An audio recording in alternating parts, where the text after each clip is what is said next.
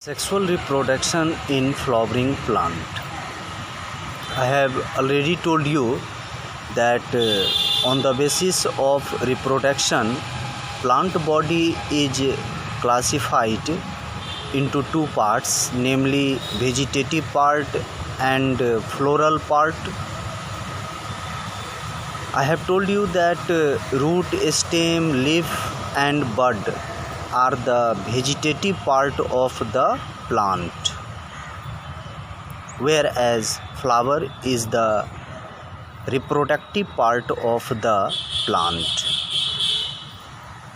If the development of new independent plant occurs from the vegetative part like root, stem, leaf or bud, then such reproduction is called vegetative propagation.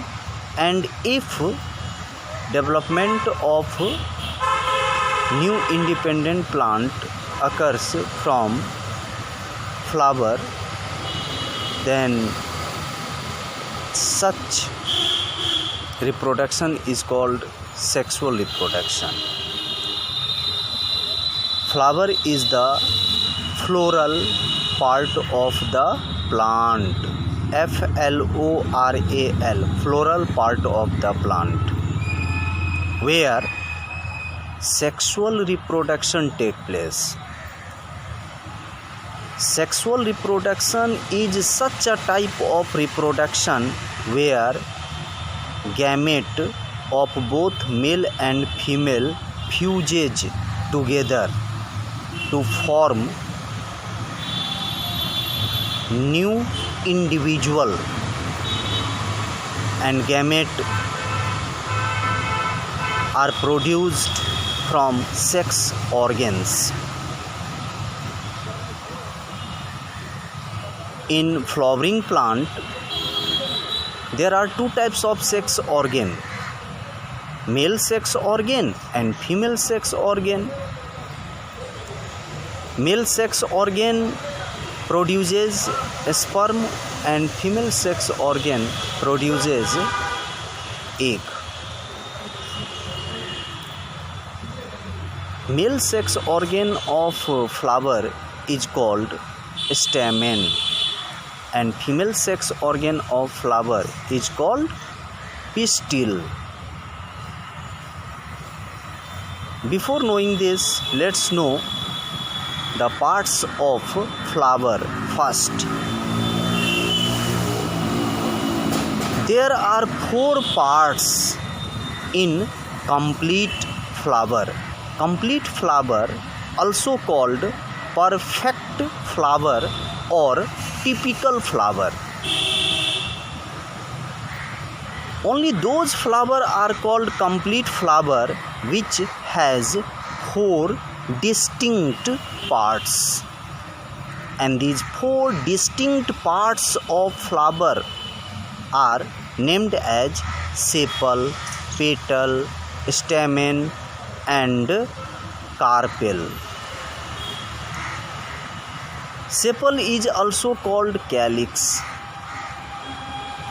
Petal is also called corolla. Stamen is also called androecium, and carpel or pistil also called gynoecium. Sepal. Sepal is the outermost part of the flower. Sepal is green in color. Sepal helps flower in bud stage by providing protection.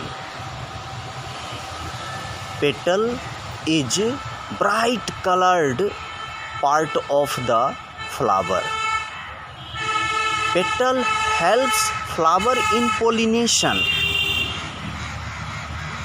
Stamen and carpel or pistil are the male and female sex organ of the flower. Stamen.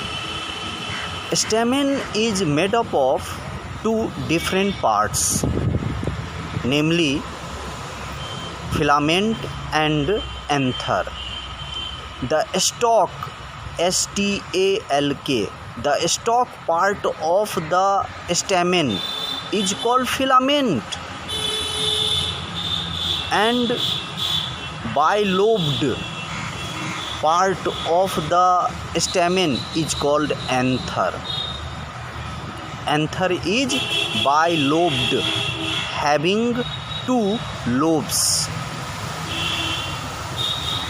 Each lobe of anther contain two longitudinally running chamber, which are called pollen sac. Anther is bilobed. It means in anther there is two lobe, and in one lobe there is two pollen sac, and pollen sac contains pollen grains. The wall of anther is made up of 4 different layers, namely epidermis,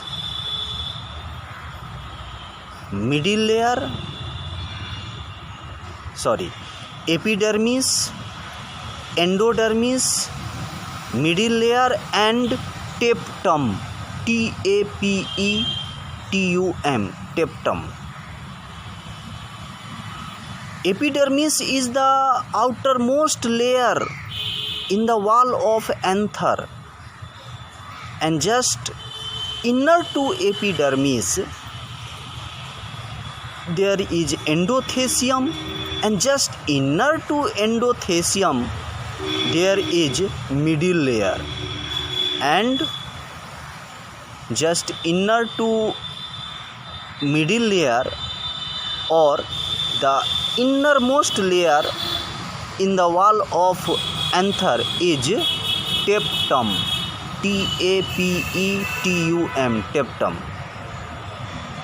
Here epidermis, endothecium and middle layer provides protection to the pollen grains, while tapetum provides nourishment to the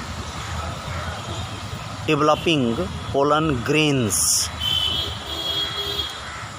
What is pollen grain?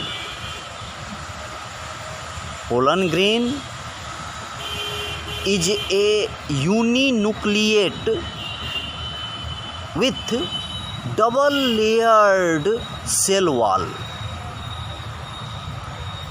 कहने का मतलब है कि pollen grain में एक ही nucleus पाई जाती है, और पोलन ग्रेन का जो सेल वॉल होता है वो डबल लेयर्ड होता है। पोलन ग्रेन के सेल वॉल का जो इनर लेयर होता है वो कंटिन्यूअस होता है, उसका यूनिफॉर्म थिकनेस होता है और उसे इंटाइन बोला जाता है, और इंटाइन सेलुलोज और पेक्टिन का बना हुआ होता है। लेकिन पोलन ग्रेन के सेल वॉल का जो आउटर लेयर होता है वो डिसकंटिन्यूअस होता है और उसका थिकनेस भी यूनिफॉर्म नहीं होता है। कहीं कहीं पर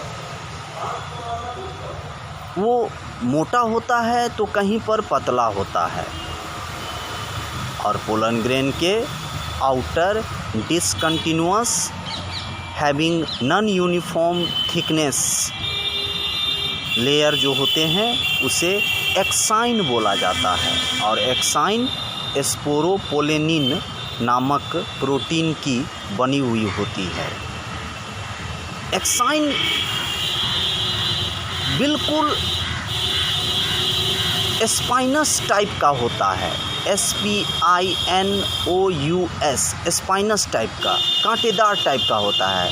पोलन ग्रेन का जो आउटर लेयर होता है ना, जो कि डिसकंटिन्यूअस होता है, जिसका थिकनेस यूनिफॉर्म नहीं होता है, कहीं पर मोटा होता है, कहीं पर पतला होता है और कहीं पर जो है सो कहीं पर उसमें होल होता है,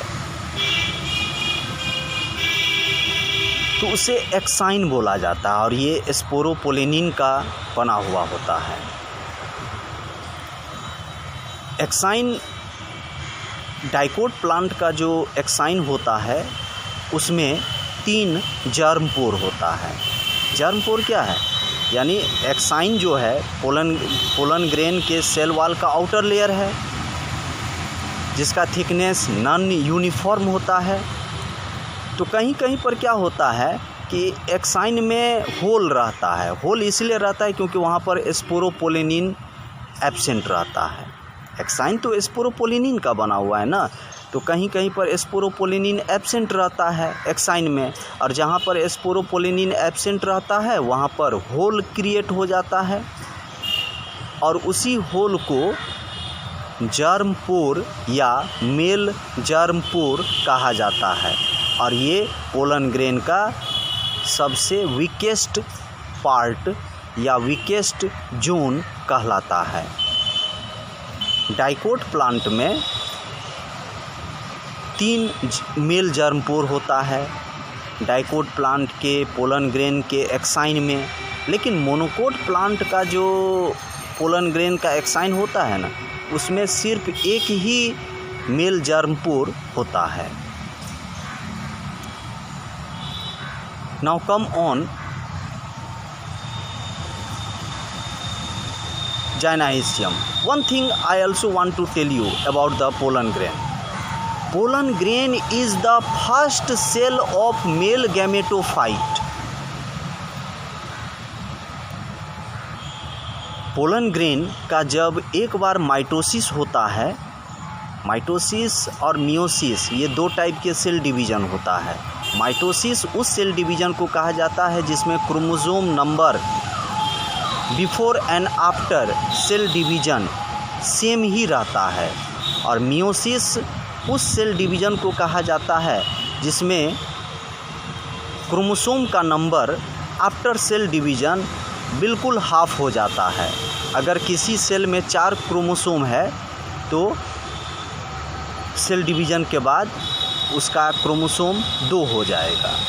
तो जिस सेल डिवीज़न में क्रोमोसोम का नंबर चेंज नहीं करता है, ऐसे सेल डिवीज़न को माइटोसिस बोला जाता है। और जिस सेल डिवीज़न में क्रोमोसोम का नंबर हाफ हो जाता है सेल डिवीज़न के बाद, तो ऐसे सेल डिवीज़न को मियोसिस बोला जाता है। जब पोलन ग्रेन का एक बार माइटोसिस होता है, तब क्या होता है कि पोलन ग्रेन के जो न्यूक्लियस होते हैं ना, वो डिवाइड होके 2 न्यूक्ली में डेवलप हो जाते हैं, और फिर दोनों न्यूक्ली के अराउंड सेल वॉल का फॉर्मेशन हो जाता है। उसमें चूँकि अनइक्वल साइटोप्लाज्मिक डिस्ट्रीब्यूशन होती है, जिसके कारण पोलन ग्रेन के अंदर एक बड़े साइज का सेल डेवलप हो जाता है और एक छोटे साइज का सेल डेवलप हो जाता है आफ्टर 1 माइटोसिस। जो बड़े साइज का सेल पोलन ग्रेन में डेवलप होता है उसको वेजिटेटिव सेल बोला जाता है, और जो छोटे साइज का सेल डेवलप होता है उसे जनरेटिव सेल बोला जाता है। वेजिटेटिव सेल के साइटोप्लाज्म में जनरेटिव सेल रहता है और उसमें वो जनरेटिव सेल फ्लॉट करता रहता है। वेजिटेटिव सेल के साइटोप्लाज्म में न्यूट्रिएंट होते हैं और वो न्यूट्रिएंट जनरेटिव सेल को मिलती है, जिससे जनरेटिव सेल का ग्रोथ और डेवलपमेंट होता है।